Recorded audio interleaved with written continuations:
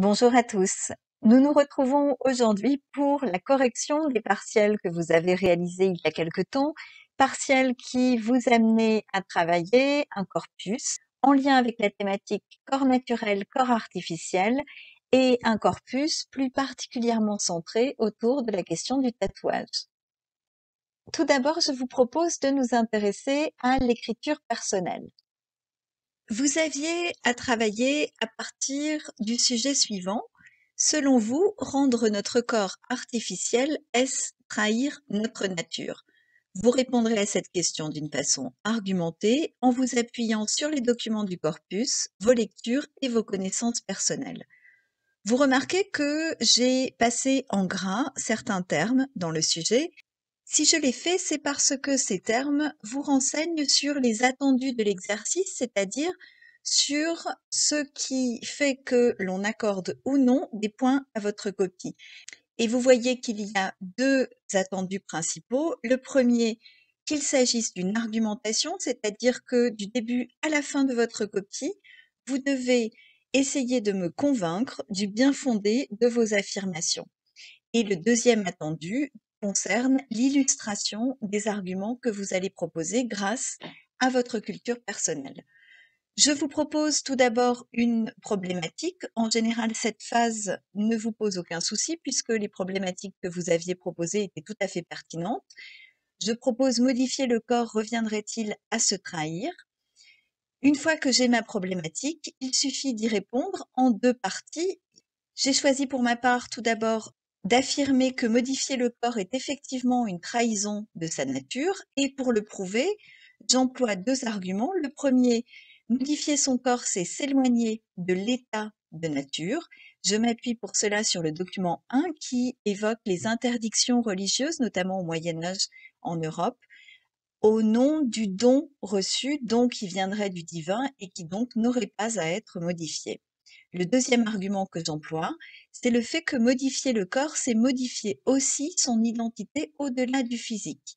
Et je vous renvoie pour cela à un article que nous avions travaillé ensemble de Delmar et Mattei, qui montrait que la préoccupation du corps par les individus crée une société très narcissique où chacun finalement finit par ne s'occuper plus que de soi et de son apparence. Donc une société assez superficielle.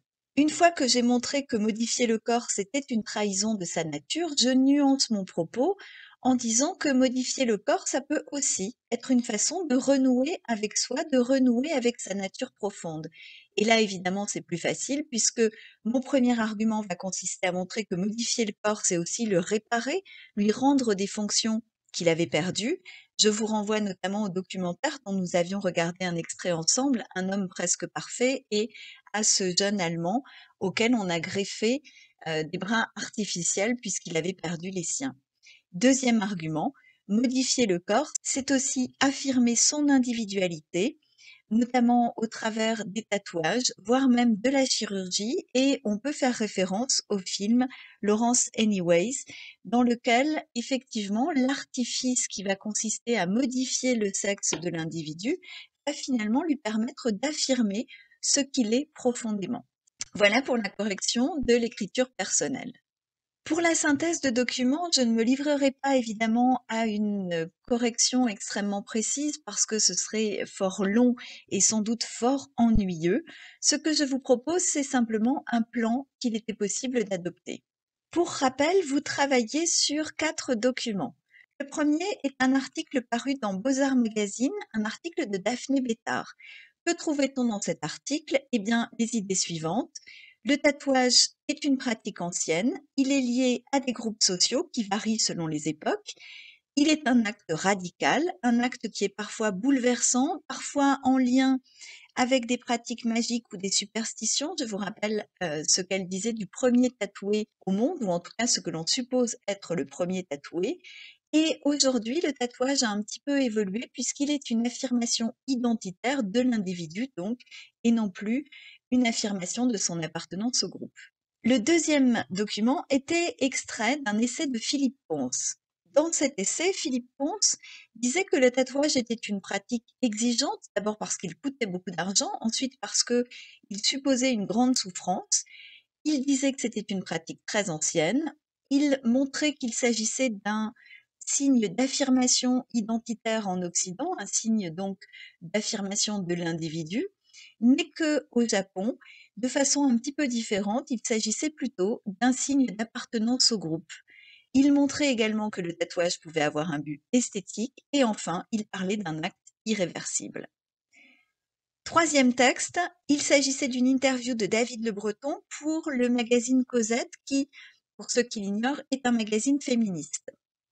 Dans cet article, nous pouvions voir que David Le Breton considérait que le tatouage naissait d'une volonté d'embellir son corps et de se l'approprier.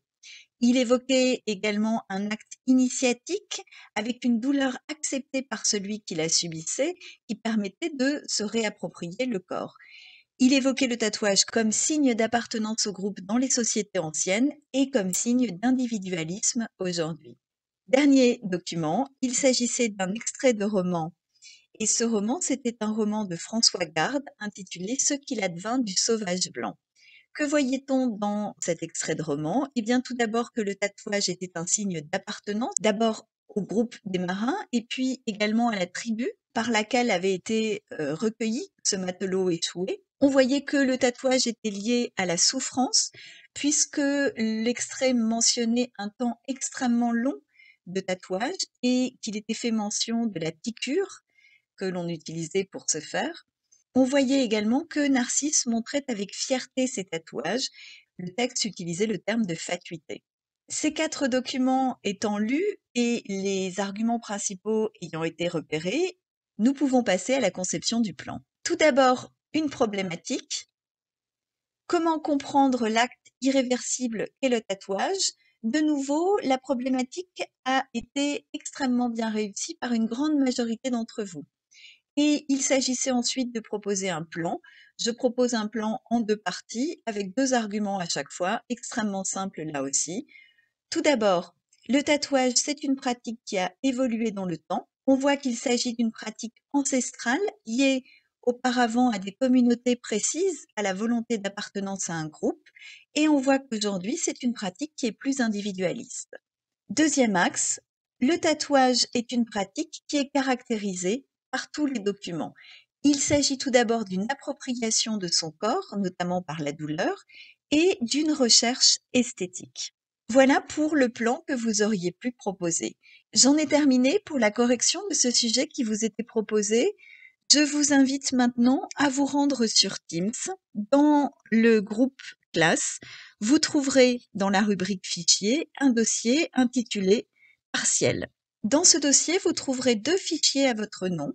Pour le premier, il s'agit de votre copie numérisée et pour le deuxième, il s'agit de ma fiche barème complétée numérisée également. Évidemment, je reste à votre disposition si vous avez des questions, voire même des critiques, des remarques.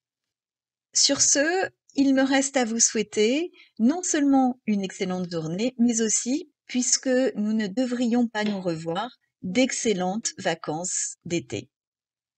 À bientôt!